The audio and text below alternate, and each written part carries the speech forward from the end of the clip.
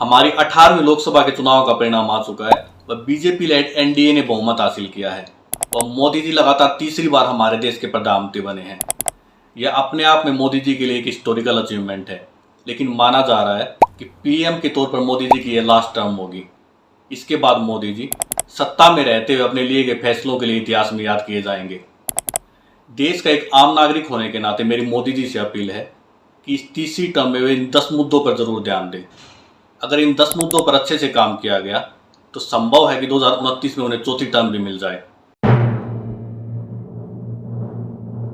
2014 में सत्ता में आने से पहले आप अपने चुनावी भाषणों में कहा करते थे कि अगर मैं सत्ता में आता हूं तो हर साल 2 करोड़ रोजगार के अवसर क्रिएट करूंगा। मैं यहाँ पर नंबर में नहीं जाना चाहता, लेकिन रियलिटी यह है कि पिछले 10 सालों में हमारे देश में रोजगार की स्थिति बद से बदतर ही होती गई है। इंटरनेशनल लेबर ऑर्गेनाइजेशन की एक रिसेंट रिपोर्ट के अकॉर्डिंग हमारे देश में youth unemployment rate global level से कहीं ज़्यादा है। गवर्नमेंट के पीरियोडिक लेबर फोर्स सर्वे के अकॉर्डिंग हमारे देश में 2017-18 में अनएम्प्लॉयमेंट रेट 6.1% था, जो कि पिछले 45 सालों में हाईएस्ट था, जबकि अप्रैल से जून 2020 में यह 20.8% तक पहुंच गया था। परंतु 2022-23 तक अनएम्प्लॉयमेंट रेट 3.2% तक आ गई थी। लेकिन एक private think tank centre for monitoring Indian economy ने अपने सर्वे में पाया कि भारत में अनएम्प्लॉयमेंट रेट गवर्नमेंट के डाटा से कहीं ज़्यादा है। आप कहते हैं कि पकोड़े तलना भी एक रोज़गार है, लेकिन क्या आपको नहीं पता कि हमारे समाज में रोज़गार को सोशल स्टेटस से जोड़कर देखा जाता है। माँ बाप अपने बच्चों को इसलिए पढ़ाते हैं कि आगे चलकर उन्हें एक अच्छी नौकरी मिलेगी, लेकिन हमारे देश में एक विडंबना है कि जितना ज़्यादा एजुकेशन का लेवल है, अनएम्प्लॉयमेंट रेट भी उतना ही ज़्यादा है। पहले हमारे देश की एक बड़ी संख्या में युवा आर्मी में भर्ती होते थे, लेकिन आपने अग्निवीर योजना के तहत युवाओं के उस सपने को भी तोड़ दिया। मोदी जी, मुझे लगता है कि आपको अपनी इस तीसरी टर्म में सबसे ज़्यादा ध्यान युवाओं के लिए रोजगार क्रिएट करने पर लगाना चाहिए। ग्रुप डी के एग्जाम से लेकर एमबीबीएस के एंट्रेंस तक हर एग्जाम में धांधली देखने को मिलती है। ये धांधली करने वाले गिरोह खुलेआम बच्चों के पेरेंट्स से पैसे लेते हैं और उनके बच्चों के एग्जाम क्वालिफाई करवाते हैं। ये एक तरह से ओपन सीक्रेट बना हुआ है कि हर साल कुछ लोग पैसे देकर सिलेक्ट होते हैं या फिर अपना एग्जाम क्वालिफाई करवाते हैं। देश में बच्चा बच्चा इस बात को जानता है। ये कैसे पॉसिबल है कि खुलेआम धांधली की खबरें आप तक ना पहुंची हों? इतनी स्ट्रॉन्ग गवर्नमेंट होने के बावजूद कैसे आप इन गिरोह पर कंट्रोल नहीं कर पाए? क्या आपको नहीं लगता जो बच्चे सिंसियरली पढ़ाई करते हैं और जो पैसे देने में सक्षम नहीं है, या उनके करियर के साथ खिलवाड़ किया जा रहा है?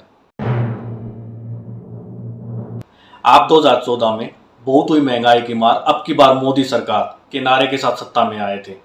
उस समय जब मनमोहन सिंह देश के प्रधानमंत्री थे, तब आप कहा करते थे कि प्रधानमंत्री महंगाई का मैं बोलने के लिए भी तैयार नहीं है। लेकिन प्रधानमंत्री महंगाई का मां बोलने के लिए तैयार नहीं है, महंगाई का मां बोलने के लिए तैयार नहीं है। लेकिन क्या कभी आपने ध्यान दिया कि पिछले 10 सालों में आपके शासन के दौरान महंगाई कहां से कहां पहुंच गई है और एक गरीब व्यक्ति का जीना कितना मुश्किल हो गया है?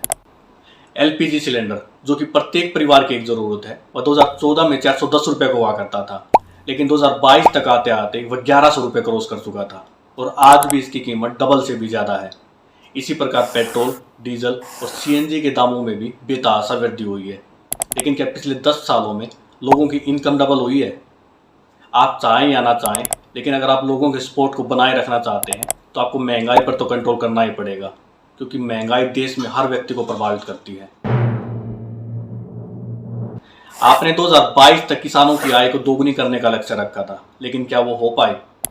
2014 में उत्तर भारत के किसानों ने बड़ी उम्मीद के साथ आपको सपोर्ट किया था, लेकिन अब 2024 में वही किसान आपके खिलाफ हो गए हैं। गांधी जी कहा करते थे कि भारत गांव में रहता है, कृषि भारतीय अर्थव्यवस्था की आत्मा है। यह बात काफी हद तक आज भी सच है। गांधी जी कहते थे कि भारत की आत्मा गांवों में बसती है। विकसित भारत के निर्माण के लिए भारत की ग्रामीण अर्थव्यवस्था का सशक्त होना जरूरी है।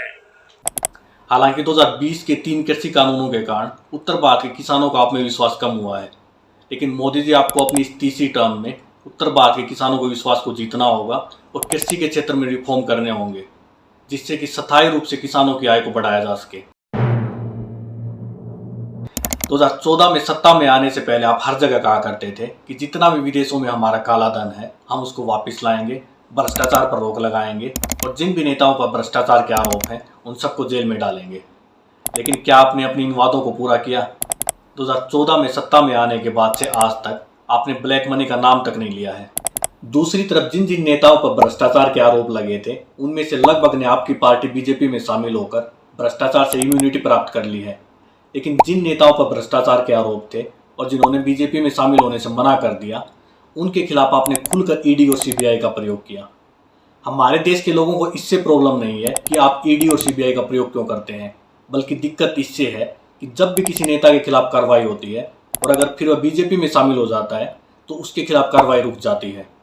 आपको लोगों ने एक बार फिर से एक मौका दिया है और अब आपको तय करना है कि हिस्ट्री में लोग आपको कैसे जाने। क्या आप चाहते हैं कि हिस्ट्री में लोग जाने कि आप एक ऑनेस्ट पॉलिटिशियन थे, या फिर आप चाहते हैं कि आप एक ऐसे पॉलिटिशियन के तौर पर जाने जाएं जिन्होंने कि चुन चुन कर करप्ट नेताओं को अपनी पार्टी में जगह दी। आप खुद 13 साल तक एक राज्य के मुख्यमंत्री रह चुके हो और आपको अच्छे से पता है कि राज्यों और केंद्र के संबंधों की कितनी इंपॉर्टेंस है। लेकिन इसके बावजूद पिछले 10 सालों में आपकी पार्टी ने राज्य सरकारों को कमजोरी किया है और यहाँ तक कि कुछ राज्य स्तरीय दलों को तोड़ा भी है। लेकिन जिस प्रकार से इस बार आपको पूर्ण बहुमत न मिलने पर आप एनडीए के सहयोगी दलों के साथ चलने की कोशिश कर रहे हैं, अगर वैसी ही कोशिश अगले 5 साल बिना भेदभाव राज्यों को भी लेकर चलने की करेंगे तो निश्चित रूप से इससे हमारा फेडरलिज्म मजबूत होगा और आपके चौथे बार पीएम बनने की संभावना भी बढ़ जाएगी। जब भी हमारे देश में कुछ चुनाव होते हैं, आप चुनाव में हिंदू मुस्लिम करते हैं। भले इससे आपको कुछ एक्स्ट्रा सीटें प्राप्त हो जाएं, लेकिन हिस्ट्री में जो आपकी इमेज खराब होगी, क्या वो एक्स्ट्रा सीटें उसकी भरपाई कर पाएंगी? आप हिस्ट्री में अपनी एक एक स्टेटमेंट से जज किए जाएंगे। इसलिए मेरी आपसे एक हम्बल रिक्वेस्ट है कि आप आने वाले किसी भी चुनाव में हिंदू मुस्लिम ना करें। यह ना ही आपकी इमेज के लिए और ना ही प्रधानमंत्री पद की गरिमा के लिए सही है। और मैं यह भी उम्मीद करता हूँ कि आप चुनाव में भी जो हिंदू मुस्लिम करते हैं वो सिर्फ वोट प्राप्त करने के लिए करते हैं। आप दिल से दोनों हिंदू और मुस्लिमों को एक समान मानते हैं। हमारे देश में पॉलिटिकल पार्टियों को जो फंडिंग प्राप्त होती है वह कभी भी ट्रांसपेरेंट नहीं रही और हमारी लोकतांत्रिक प्रक्रिया को मजबूत करने के लिए ट्रांसपेरेंट फंडिंग बहुत ही ज़रूरी है।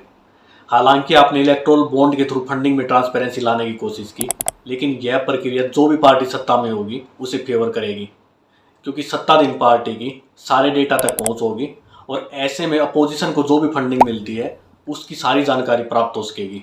आपसे उम्मीद है कि आप अपनी इस तीसरी टर्म में पार्टियों को फंडिंग की कोई ट्रांसपेरेंट प्रक्रिया लाएंगे जो कि परमानेंट हो और सत्ताधीन पार्टी को अननेसेसरी फेवर ना करें। अगर आप ऐसा कर पाते हैं तो यह आपका हमारे लोकतंत्र में एक स्पेशल कंट्रीब्यूशन होगा।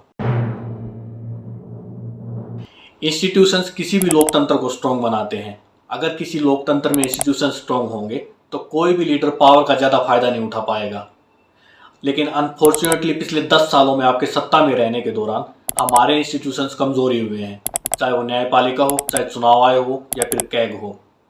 बेशक से आप इन इंस्टीट्यूशंस को कमज़ोर करके पावर का ज़्यादा इस्तेमाल तो कर लोगे, लेकिन आपको याद रखना चाहिए कि आप अपने पीछे एक वीक सिस्टम छोड़कर जाएंगे।